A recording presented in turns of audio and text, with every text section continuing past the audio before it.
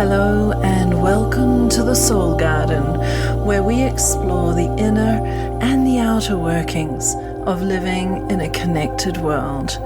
And I'm your host, Georgina Langdale, founder of the Arceus Apothecary, and I'm delighted to have you here. Today it's a very candid episode. And it's kind of vulnerable and delicate. And I think, though, that what I'm going to talk about is happening to so many people in so many places. And so maybe in me sharing what I'm going to share with you, there may be some things to help you as well, if you're going through something similar. So,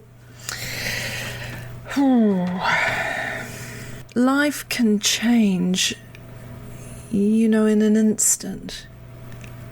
We can plan for everything, but we can really plan for nothing. When we least expect it, things can just completely change and become a new reality. And we have to figure out how to navigate that. We have to find our coping mechanisms and our ways of showing up for other people. And that can be very, very hard. So this week's episode, I'm talking about all of that stuff. Anyway, so I'm married and my beautiful husband has adult children who all have beautiful children too. It's a gorgeous family. And I feel very lucky to be part of that family. I don't have any children and I don't have any family here in New Zealand since both my parents died over the past 9 years. So it's a real gift. I'm a woman in midlife, postmenopausal, and I love so much of that. I think it's a fantastic time of life. But to be given the gift of this wonderful family through meeting my husband and falling in love and getting married and all those sorts of things, it's been really delicious. And I love them all. Anyway, a few weeks before Christmas, his son was diagnosed with cancer. It's stage 4 and it's metastasized. And this is the news that no one ever wants to receive. No family ever wants that news to land in their midst, but here it was. And his son has a gorgeous young family of his own. So basically all our hearts broke that day. He gets this terrible news. We all get this terrible news. And man, did I learn a lot about seeing love in action. Everybody rushing to his side to help him in any way they can. It's kind of, wow, I'm not used to this. My family's 12,000 miles away. I'm an only child. When my parents were ill, it was just me and them. And so seeing this amazing care coming around, being wrapped around, is extraordinary. But also, I could see everybody imploding. Fear, heartbreak,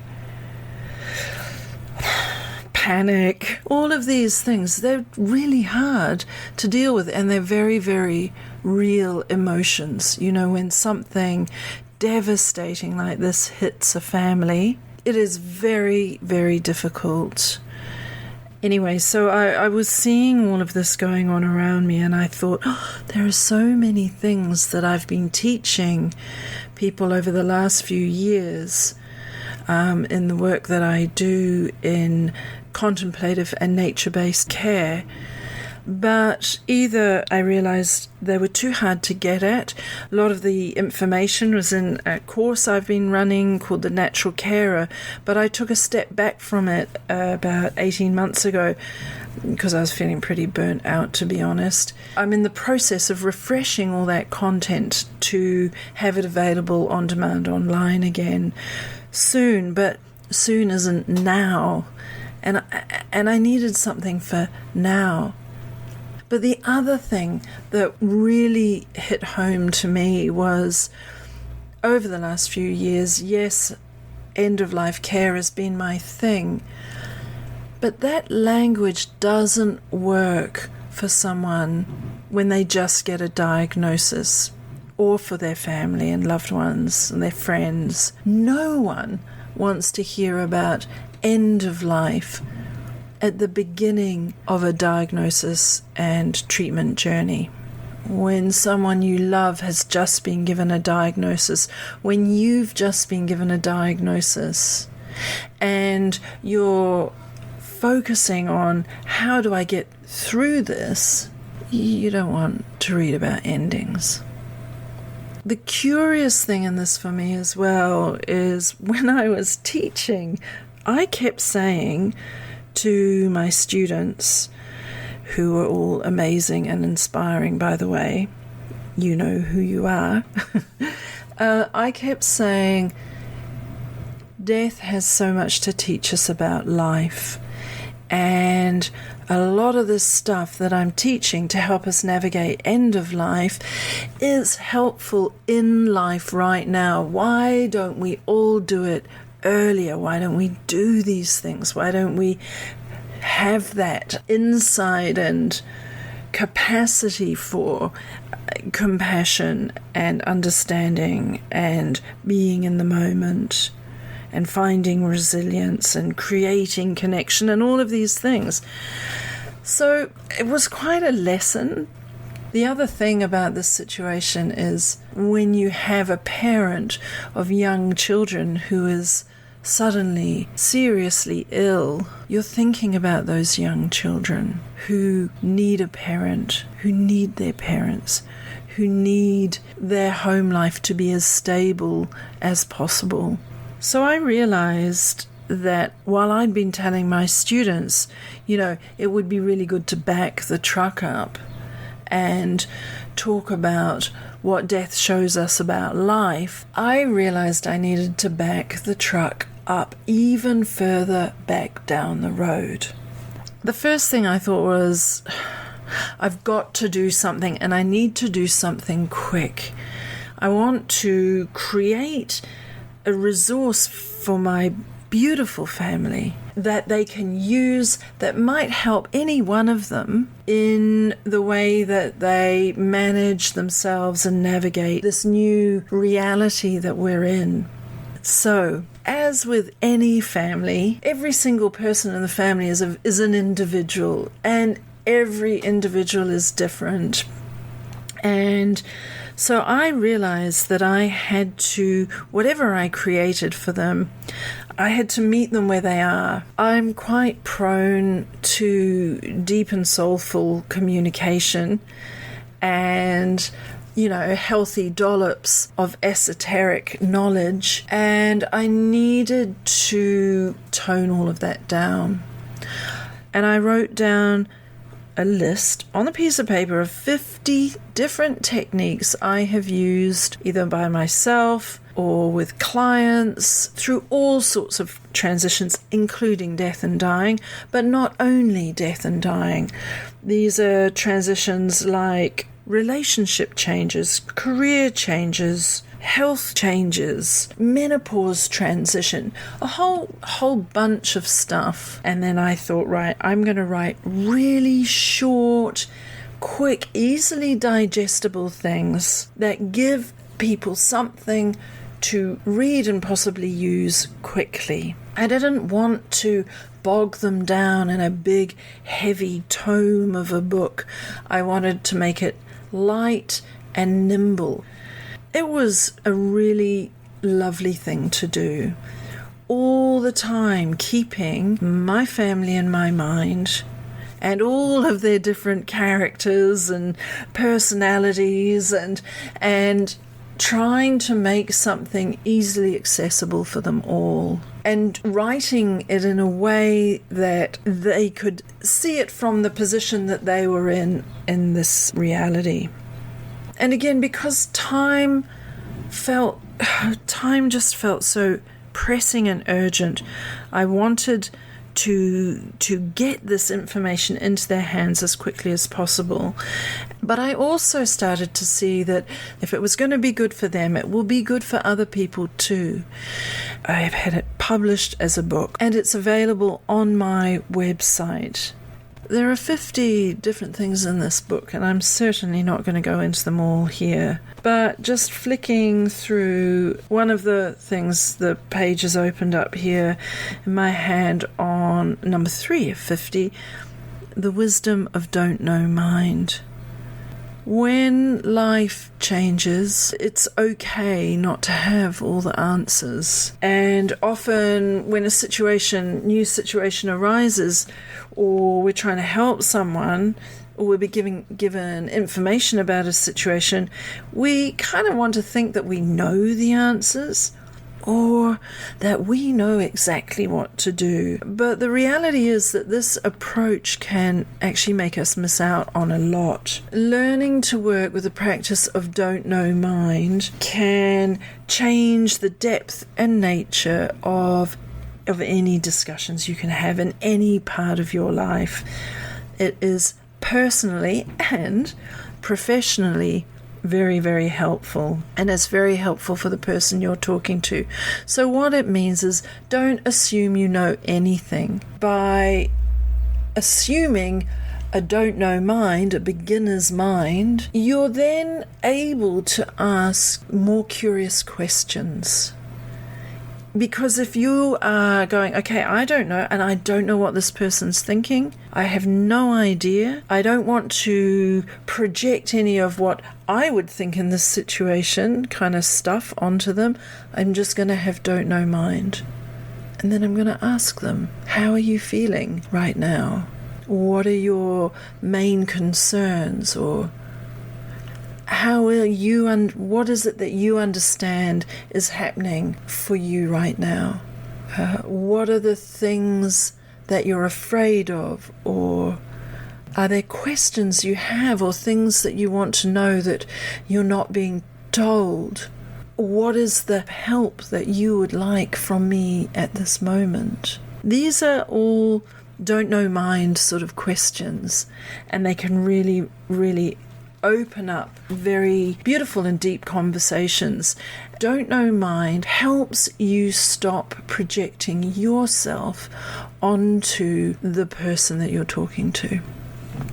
Another one that I've just flicked on and opened up, it is called Being the Tree. So being out in nature, whether it's a park or off in the mountains or by the sea or wherever, can be incredibly healing.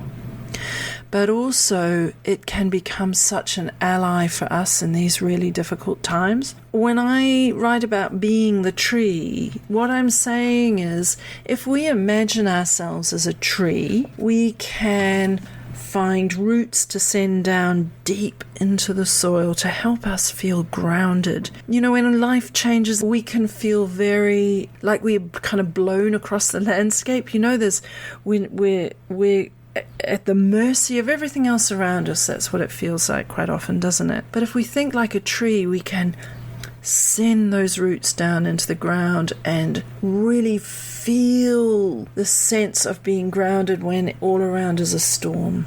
Our trunk is tall and strong. Joan Halifax, wonderful woman, she says, strong back, soft belly. Being the tree gives us that strong back, so that we can soften our belly, soften and open to what is around us. The other thing I think about being a tree is when there's all this clamor around us and noise and people talking and you're kind of getting really overwhelmed, I feel like I picture myself as a tree. My feet are grounded. I've got roots into the earth. I've got this strong trunk, strong back, soft belly. And then I've got my branches going up into the air and all my leaves, and they're all going as all the wind of all this stuff is whirling around me. But the wind moves through those branches and through those leaves, and they move and bend with the wind. Nothing breaks, nothing jars, everything is fluid. So I find that really helpful when everything is just all getting too much. The noise can be going on around me, but I'm still okay. Or the emotions can be whirling around me, but I'm still okay. Another thing in this book is about that very Buddhist idea of being in this moment now. When something happens, when things change, we can immediately find ourselves pulling on the past and maybe wishing for it and creating scenarios about the future, usually quite negative ones. And we can find ourselves kind of catastrophizing all the way around, really. But being in the moment just helps us just focus right here, right now. In this moment now, I have this information. We're not in the future yet. We're not in the past. We're just here. And it is this moment I am going to deal with. Being in this moment now unhooks us from the future, which is not real. In the Course of Miracles, one of the lessons in that says, "What is not real cannot hurt me. What is not real cannot hurt me." So in this moment now, future scenarios are not real, and because they're not real, they cannot hurt me. I talk about breath a lot. For me, there are 3 really helpful things to navigate any life transition, and that is breath, nature, and often some form, big or small, of ceremony or ritual. Breath work just helps us get centered and find our center, get our equilibrium back. Nature gives us a place to let go of things, to bring things in, to find our allies, to look for signs, to release energy and to gain energy. And then ceremony or ritual can be very potent tools for transformation. Again, for the bringing in and letting go of things. And the ritual might be as simple as the way that you make a cup of tea for someone. So in 50 Things to Help When Life Changes, I mention ceremony. I talk about plant essences, and I talk about the gift of open questions and how one might work with the flow of the stream of water to help manage things. I talk about finding a safe place to land in the middle of things, the transformational power of an altar, the power of thought, meeting people where they are, handing back the wounds that are not yours to carry, blessings for your body, holding healing space, talking to children, bringing nature into the room, a whole host of ideas. Now, I know that not every one of these ideas are going to resonate for every single person, but there's something in there that might. None of us ever want to receive bad news, and in that future scenario building, we have this picture in our head of how life unfolds from here, and usually it never does unfold in the way that you've got in your mind. if we have techniques that we can learn and start using them, they are going to walk with us through anything that gets put in our path. I found writing this book, and it's a small book, incredibly liberating. Not least because one of the things I'd put in my path was a kind of writer's block. I've been offered some wonderful opportunities and to write, and I love writing, but I kept thinking I had to do this big, weighty tome that really showed the range and depth of what I wanted to talk about. And yes, there is room for a book like that. But 50 Things to Help When Life Changes is small and nimble. Don't wait to start to live life fully, compassionately, and connectedly. Do it now. Don't wait to really look deep into yourself and think about the things that make your soul sing. Do it now. And if you want to tell someone you love that you love them, don't wait. Do it now. Celebrate life, celebrate love, celebrate connection. And if you even think, well, I don't have any connections with anyone, fall in love with yourself. Be kind to yourself. Nourish and nurture yourself. Give your soul the food and nurture and care it needs. If you think that this book sounds like it might be of use to you, then come and have a look on my website. It's at georginalangdale.com. And if you're looking for ways to deepen a connection with nature and with people, I tell you what, plant essences, which work with plant energetics, are a beautiful tool for deepening those connection points. And I make a whole range of these essences from plants growing in my garden and nearby. I think that in the end, when things come along and life changes hugely, our basic human instinct is to help someone, is to be there for them, is to do whatever we can to show up as caringly and as compassionately as possible. My hope is that this book I've written will help my family, but I hope that it may help you too.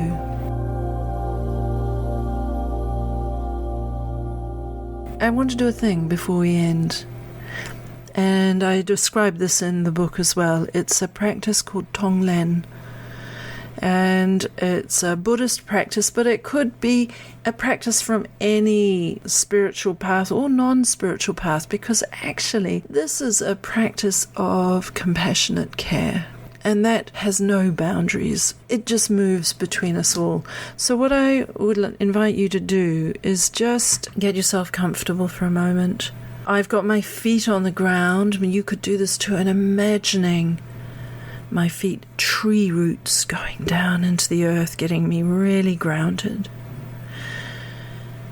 Strong back, soft belly.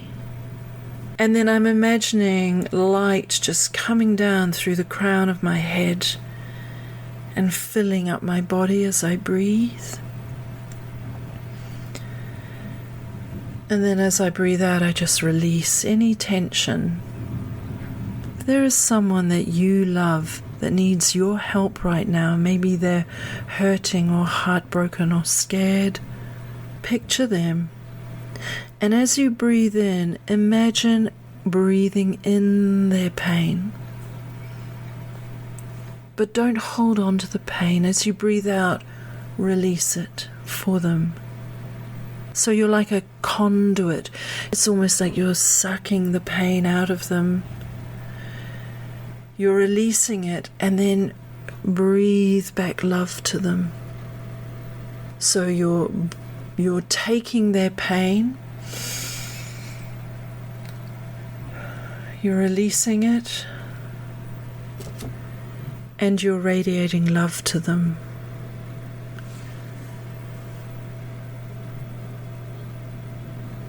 Breathing in, releasing, radiating.